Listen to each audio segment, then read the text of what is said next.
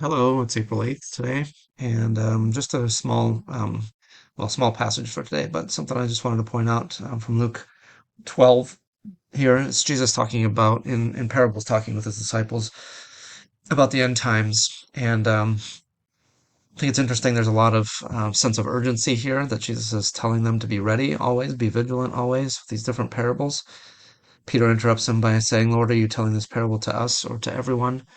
I think it's interesting how Luke presents this, and maybe Peter's voice here is a message to all of us too, that he's telling them to be diligent, to be ready, prepared for our Jesus to come back at any time. And we know now, looking back, it's been more than 2,000 years.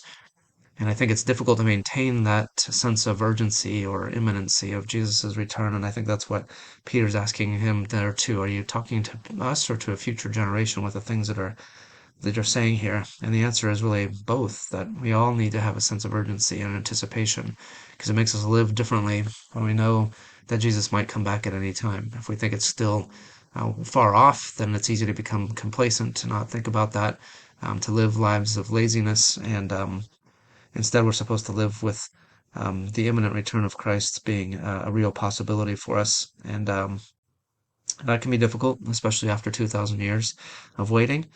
Um, but that is what Jesus is calling us to, and I think it's important that he does that because he knows how difficult it is for us to maintain that sense of urgency over the centuries, even over our days or weeks or months of our lives. Sometimes it's easy for us to drift in our concentration on what is eternal versus what is temporary. So we start to live for the now and for the temporal world instead of having our minds set in the right priority of his kingdom first and then ours after that, even if ours has any priority at all.